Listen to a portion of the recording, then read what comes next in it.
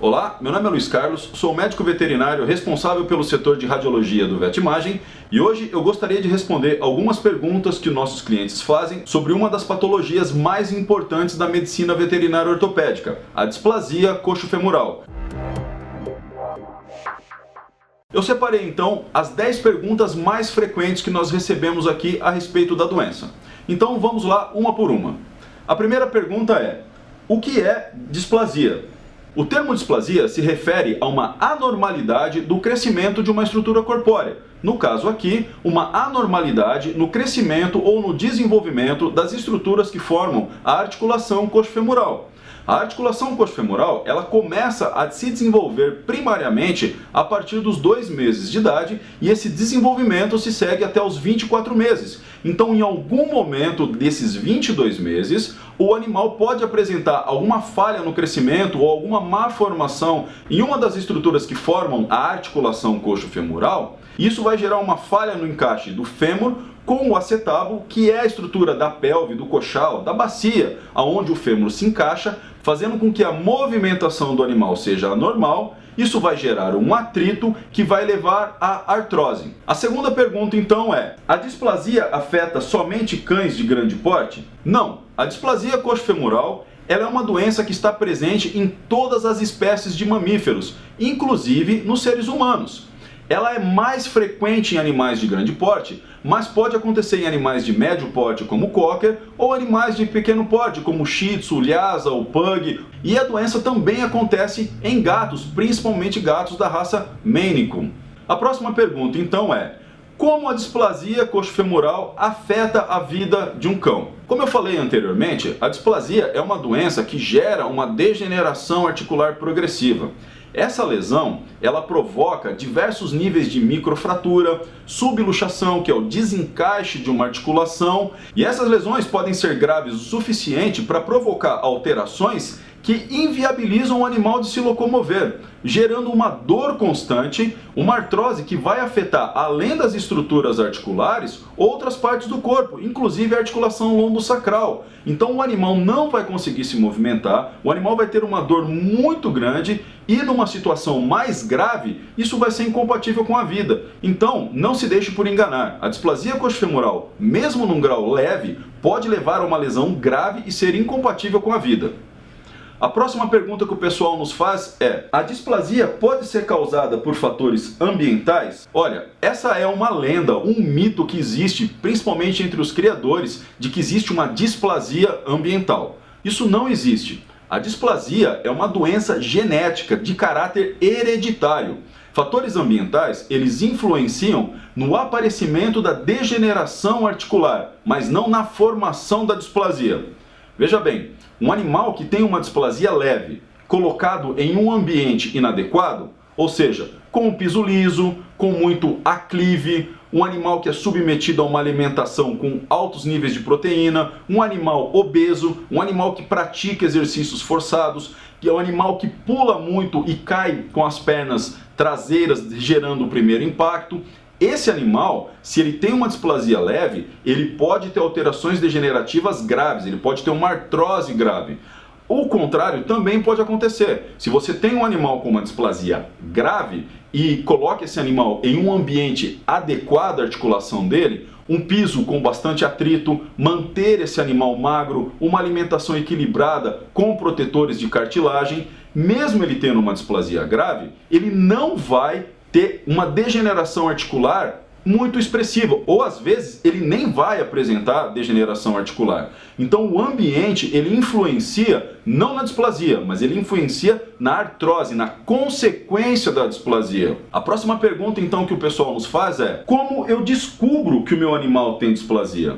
Muitas vezes, a displasia coxofemoral acaba passando desapercebido nos primeiros anos de vida. E o proprietário vai perceber que o animal tem displasia somente quando o animal começa a claudicar, numa fase mais idosa do animal. O melhor jeito de você descobrir se o animal tem displasia coxofemoral é realizando um exame radiográfico das articulações coxofemorais. Como eu disse antes, a displasia ela tem um curso que começa aos 2 meses de idade e vai até os 24 meses, quando o crescimento articular se estabiliza. Então o diagnóstico definitivo da displasia coxofemoral, ele é dado a partir dos 24 meses.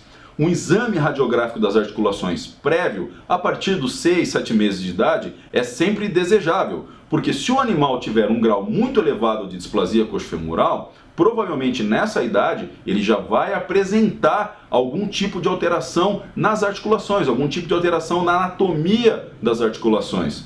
Mas, se o animal for negativo antes dos 24 meses, isso não isenta ele de ter displasia. Por isso que o diagnóstico definitivo ele é feito a partir dos 24 meses de idade. A próxima pergunta que o pessoal nos faz então é: existem diferentes graus de displasia coxofemoral? A primeira classificação então que nós temos que ter é: existem animais não displásicos e animais displásicos. Caso o animal não seja displásico, a Orthopedic Foundation for Animals, mais conhecida como OFA, ela classifica o animal normal em excelente, bom, razoável e limite da normalidade. Sempre que um animal filhote é classificado como limite da normalidade, nós não emitimos um laudo prévio de displasia. Nós recomendamos que esse animal retorne em 6 meses e posteriormente aos 24 meses para o exame definitivo. Os animais considerados displásicos podem ter uma articulação com displasia leve, moderada ou severa.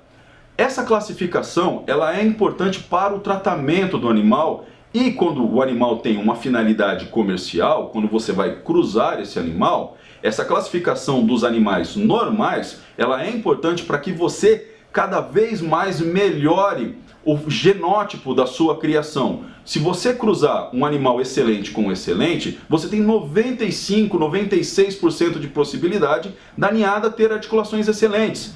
Então, se você tiver um animal com articulação boa ou razoável, é sempre importante que você cruze esse animal com animais de articulação excelente, sempre cruzando o seu animal com um segundo com uma articulação melhor que a dele, para cada vez mais você melhorar a qualidade genotípica da articulação do seu animal. Isso vai fazer com que na sua criação haja cada vez menos displasia coxofemoral. Então vamos lá para a próxima pergunta. Como é feito o exame de displasia coxofemoral? Como eu disse antes, o exame para descobrir se o animal tem displasia coxofemoral é a radiografia das articulações coxofemoral. Esse exame radiográfico ele é relativamente simples de ser realizado. Ele necessita de uma série de posicionamentos bastante simétricos em que um radiologista experiente precisa chegar para que você tenha um bom diagnóstico. Mas não existe nenhum bicho de 7 cabeças na realização da radiografia.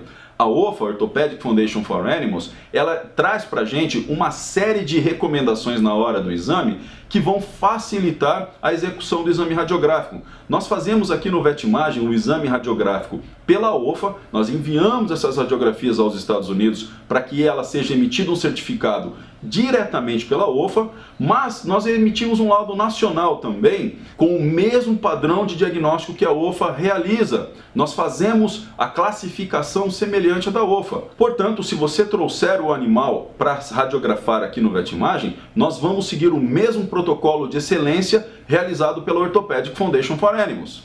Vamos para a próxima pergunta então. Como evitar que meu animal tenha displasia coxofemoral? Como a doença é genética e esses genes são recessivos, o animal pode ser portador da doença, mesmo que ele não manifeste a doença.